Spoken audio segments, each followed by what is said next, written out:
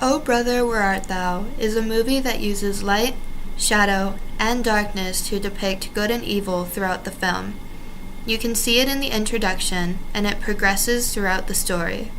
The following presentation will show scenes and images from the movie with examples of good and evil, light and dark.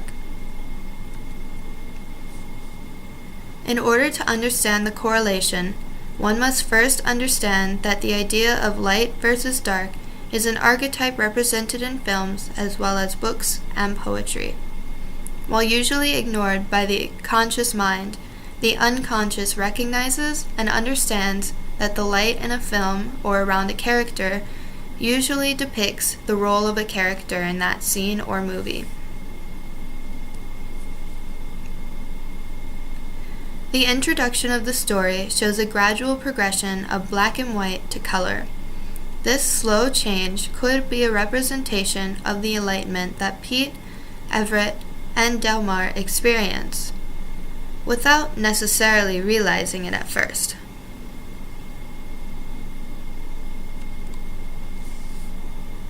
German Expressionism was introduced in 1905 and trademarked low-key lighting that produces a vivid chiaroscuro play of light and shadow.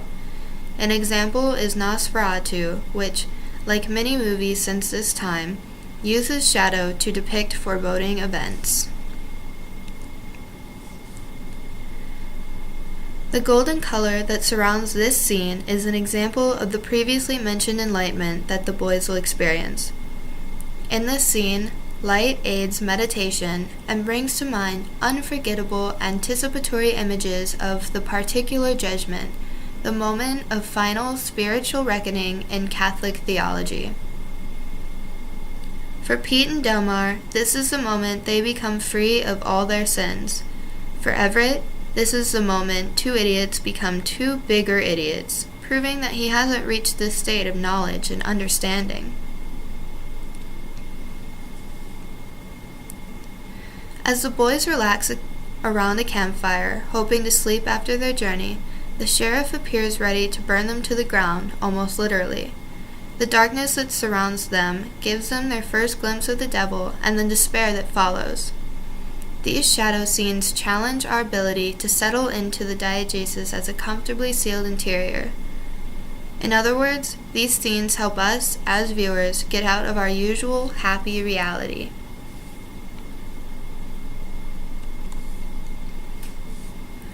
Continuing their journey to a prophesied treasure, the boys meet three women who hope to seduce them.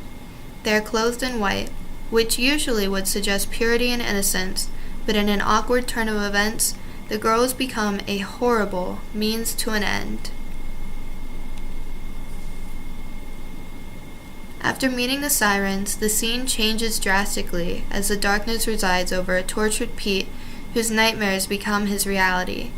As the idea of death dwells over him, he comes face to face with the devil, who has an actual fire in his eyes, which only better proves his role in the film. As Pete's death looms over his head, or rather, around his neck, Everett and Delmar continue their journey in the back of a truck. Although they haven't gotten far, the lighting suggests that they still hope to follow the idea of the treasure that was prophesied to them. The function of sunlight is to provide a bright and sustaining image of beneficence in which the love and security associated with home act as a stay against the darkness that follows. In this case, Vernon represents love and security for Penny, being a quote-unquote bona fide lawyer, while Everett represents the darkness that follows Penny and her family. As the boys near the end of their journey, they stop outside of an invitation-only party, which Everett plans to sneak into so that he can talk Penny into marrying him and leaving Vernon. While outside, Pete questions Everett's leadership skills, pointing out that nothing has gone right since Everett took charge. After one last rendezvous, a ray of light shines upon the boys, when they get recognized as the Soggy Bottom Boys, and Pappy Daniels uses this to his political advantage and pardons them of all of their crimes.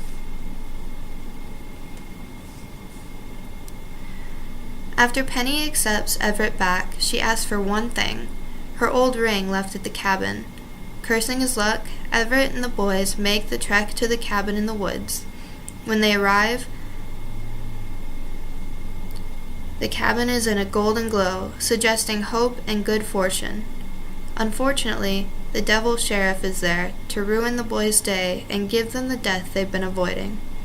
Fortunately, Everett throws away his pride and prays to God for a miracle. Immediately after, the flood comes and saves them from death, while also becoming a symbol of enlightenment and baptism.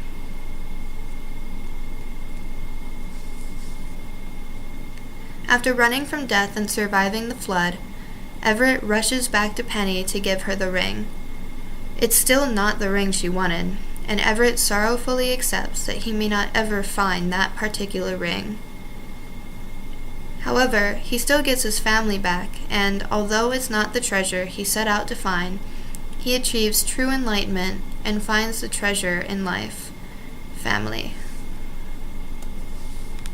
The humiliating paranoia that one's suspicions will look silly in the light of day, and a feeling of nightmare that goes well beyond the occurrence of terrible events to the question of one's own dubious wakefulness, and even of one's very capacity to wake up, throwing both the perceiver and the perceived into doubt. Such conditions make shadow scenes inevitable, and true closure impossible. Shadow and light will always come together as opposites, allowing the world to see them as evil and good counterparts. By seeing this, we, like Everett, become one step closer to true enlightenment.